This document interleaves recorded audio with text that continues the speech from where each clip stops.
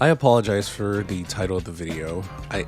I had no choice. This was indeed a fire episode. Also, spoiler warning, my fellow summer child. Season 2, episode 4 of Hot D came in swinging after a mediocre last episode. Of course, Alan Taylor, the man who directed one of the best episodes for Game of Thrones Season 2, came in and did such a good job with this episode, with the dialogue, set pieces, and basically almost everything about this episode. So the episode starts off with Daemon having another dream with Millie Alcock's Rhaenyra. I mean, who wouldn't dream about Millie Alcock? My queen!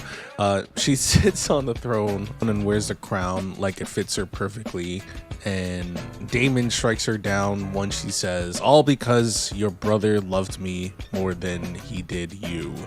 Which, despite Daemon disobeying King Viserys and mocking him, this is just a fair reminder that he still truly loved his brother, but mainly he has wants overpowering what he loves.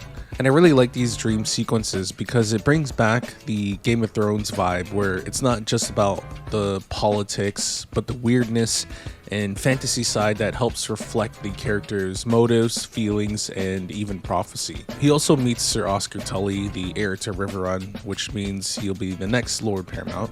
And of course, he just brushes him off because the man has no balls and he needs a man of action and seeks to build an army for Rhaenyra. Then we cut to everyone's favorite character, Sir Criston Cole.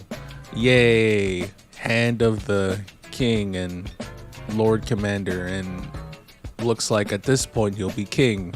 And he's taking action by gathering forces as he moves closer to his goals. We see him and his forces at Duskendale after defeating House Darkland, and as he's moving along the coast, he's recruiting the remaining soldiers and growing his forces more and more. And stuff like this I really enjoy too, because we finally get to see Sir Criston Cole flex his military muscle. Like, he's not just a queen fucker. This sir has a military mind and isn't just an idiot who can swing a sword properly. We then find out at King Aegon's small council meeting, Sir Criston Cole means to cut off the land around Dragonstone to prevent Queen Rhaenyra from getting to her land forces. And instead of marching on Harrenhal, he plans to march on Rook's Rest to finish the strategy. And to Aegon's surprise, this was all done behind his back, as Cole and Aemon planned this. And of course, the king isn't happy about this. And this is a very interesting part because it gives Aegon the feeling that he's useless and everyone around him is working while he just sits there and nobody listens to him. It makes him feel weak, and thus later on in the episode, he did what he had to do in order to prove that he is useful, but in fact not. But his counselors have every reason not to take Aegon seriously because, I mean, there's also his choices as king. They've been slacking, they've been reckless, and even his mother, Queen Alicent, basically said, "You're just there for the appearance. Like,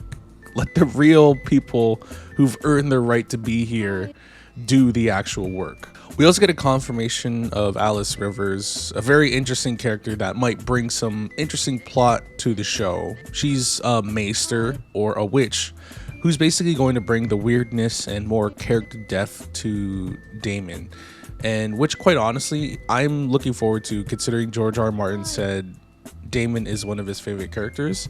We did get a little bit of Daemon here and there, but there's still a mystery behind of what he really wants, and I'm very much looking forward to getting more into his character. And finally, we get the Battle of Rook's Rest, one of the most anticipated battles in House of the Dragon. This is where everything begins. And it cuts to Rhaenys and Meleys preparing for the battle, Aegon and Sunfire also preparing for battle, but you can see that there is a bonding moment between these characters and their dragons, and I really like this stuff. I feel like this was the Dance of Dragons, and we barely getting any screen time with these characters and their dragons. And I know this isn't enough, but I feel like there should be more time with the dragons, even though I guarantee you it's not in the budget. You can see these two characters really bonding with their dragons, and it'd be real shame if this was their very last moment with their cute little dragons. The setup to the battle was very nice as well. The whole setup with Aegon and Rhaenys,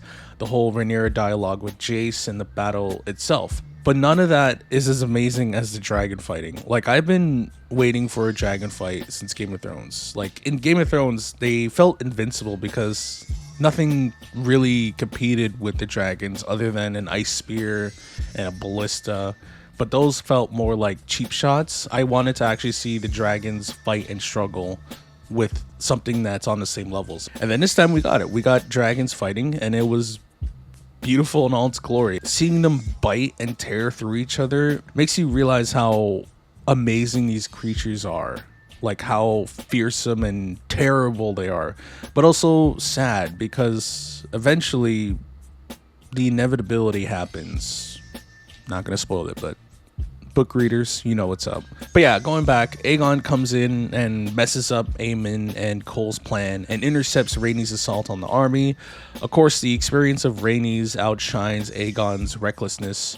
And for a minute, Aegon looks helpless until Aemon comes in with Vhagar and just seals the deal with a firebolt and just sends Aegon plummeting to the ground. Aemon and Vhagar struggle at first to compete with the experience of Rhaenys and Meleys, but they catch him by surprise and kill them both. And quite honestly, that last part where Rhaenys looks to Meleys before their demise was really nice touch. Like, at the first couple episodes, I really didn't like Rhaenys as a character, but you kind of had to look at her character as a whole from season 1 till this episode, and it's kind of sad to have a character like this go. She could have added more to the show, but of course, this was her inevitable demise. And watching her look at Meleys one last time, and the look on her face was like a sorry, my dear old friend, and a goodbye. But quite honestly, a great scene. Great scene. And then Aemon and Cole find the body of Aegon in Sunfire, and by the looks of it, Aegon is dead. Maybe. I really enjoyed this episode. Like I said at the beginning, last episode was lacking, but this episode really brought back the hype for me. It's not just because of the battle, but the interactions between characters felt like I was watching dialogue from Game of Thrones again. It had revelation. Every word had meaning behind it. There was like a hint of insult and slyness that I missed from Game of Thrones, and you could tell that Alan Taylor really shined here and really used what they provided in the previous episodes. I really hope they keep this momentum going, because the reason why, again, a lot of people were really excited about Rook's Rest was because this is the moment where the show just goes off the rails. Things are about to go crazy. But yeah, guys, I hope you enjoyed the video. If you did, please subscribe to the channel. We are very close to 500 subs, and it'd be a very great help if you just subscribed, if you enjoyed the content, of course. And if you liked the video, please give it a like and comment down below. Did you enjoy this episode? Did you not enjoy the episode? Let me know how you feel, and I'd like to discuss it down below. But yeah, guys, other than that, I hope you enjoyed. We upload 2 videos a week, one about gaming and the other one about House of the Dragon. So yeah, I'll see you guys in a bit. Stay safe, stay beautiful. Love y'all.